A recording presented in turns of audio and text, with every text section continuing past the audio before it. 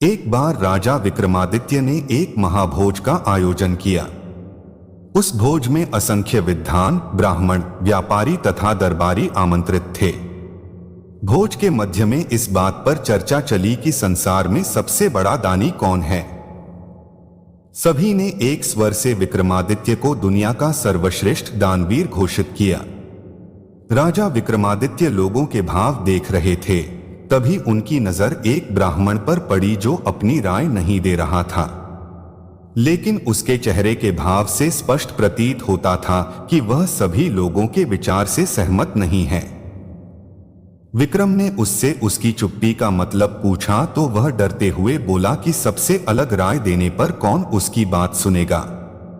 राजा ने उसका विचार पूछा तो वह बोला कि वह असमंजस की स्थिति में पड़ा हुआ है।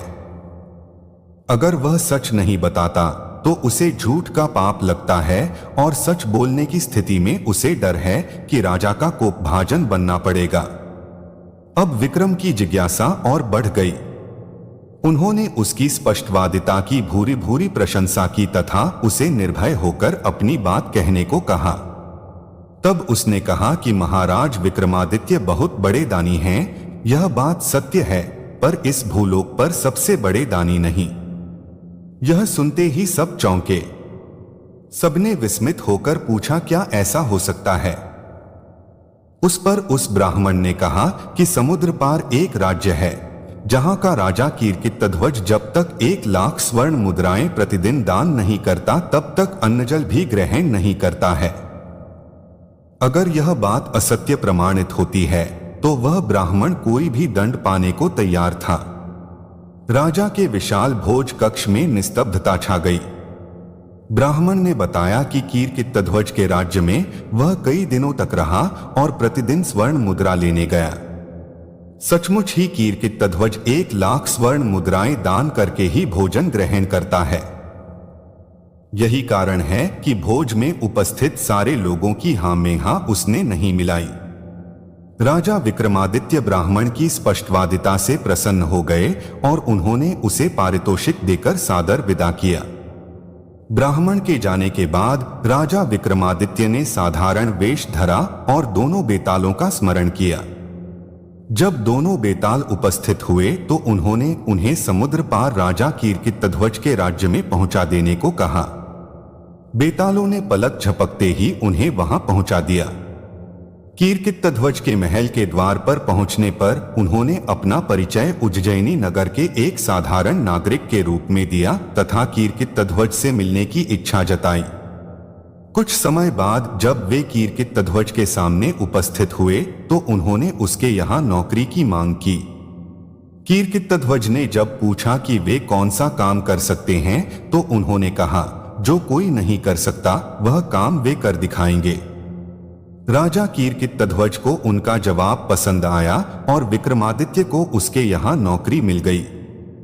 वे द्वारपाल के रूप में नियुक्त हुए। उन्होंने देखा कि राजा कीर्तिध्वज सचमुच हर दिन 1,00,000 स्वर्ण मुद्राएं जब तक दान नहीं कर देता अन्नजल ग्रहण नहीं करता है। उन्होंने यह भी देखा कि राजा कीर्तिध्वज रोज शाम को अकेला कहीं निकलता है और जब लौटता है तो उसके हाथ में 1,00,000 स्वर्ण मुद्राओं से भरी हुई थैली होती है। एक दिन शाम को उन्होंने छिपकर कीर्तिध्वज का पीछा किया।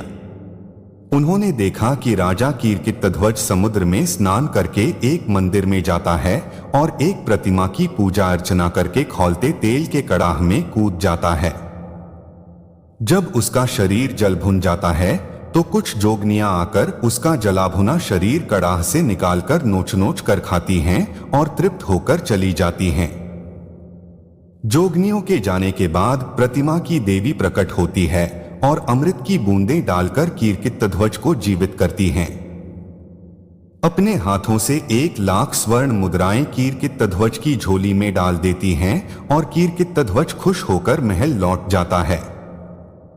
प्रातः काल वही स्वर्ण मुद्राएं वह याचकों को दान कर देता है।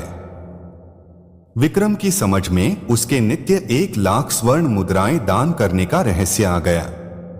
अगले दिन राजा कीर्तिध्वज के स्वर्ण मुद्राएं प्राप्त कर चले जाने के बाद विक्रम ने भी नहा धोकर देवी की पूजा की और तेल के कड़ाह में कूद गए। जोगनियां जब उनके जले भुने शरीर को नोचकर खाकर चली गईं, तो देवी ने उनको जीवित किया। जीवित करके जब देवी ने उन्हें स्वर्ण मुद्राएं देनी चाहीं, तो उन्होंने यह कहकर मना कर दिया कि देवी की कृपा ही उनके लिए सर्वोपरि है। यह क्रिया उन्होंने 7 बार दोहराई। 7वीं बार देवी ने उनसे बस करने को कहा तथा उनसे कुछ भी मांग लेने को कहा। विक्रम इसी अवसर की ताक में थे। उन्होंने देवी से वह थैली ही मांग ली जिससे स्वर्ण मुद्राएं निकलती थीं। जो ही देवी ने वह थैली उन्हें सौंपी, चमत्कार हुआ। मंदिर, प्रतिमा, सब कुछ गायब हो गया। अब दूर तक केवल समुद्र तट दिखता था। दूसरे दिन जब कीर्तिध्वज वहां आया तो बहुत निराश हुआ। उसका वर्षों का 1 लाख स्वर्ण मुद्राएं दान करने का नियम टूट गया। वह अन्नजल त्याग कर अपने कक्ष में असहाय पड़ा रहा। उसका शरीर क्षीण होने लगा। जब उसकी हालत बहुत अधिक बिगड़ने लगी तो विक्रम उसके पास गए और उसकी उदासी का कारण जानना चाहा। उसने विक्रम को जब सब कुछ खुद बताया तो विक्रम ने उसे देवी वाली थैली देते हुए कहा कि रोज रोज कड़ाह में उसे कूदकर प्राण गंवाते देख वे द्रवित हो गए, इसलिए उन्होंने देवी से वह थैली ही सदा के लिए प्राप्त कर ली।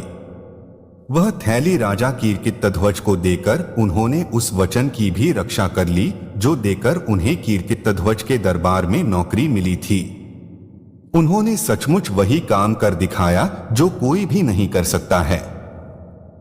राजा कीर्तिध्वज ने उनका परिचय पाकर उन्हें सीने से लगाते हुए कहा कि वे सचमुच इस धरा पर सर्वश्रेष्ठ दानवीर हैं, क्योंकि उन्होंने इतनी कठिनाई के बाद प्राप्त स्वर्ण मुद्रा प्रदान करने वाली थैली ही बेझिझक दान कर डाली जैसे कोई तुच्छ चीज हो।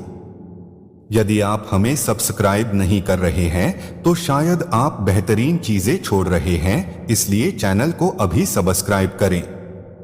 जय श्री राम।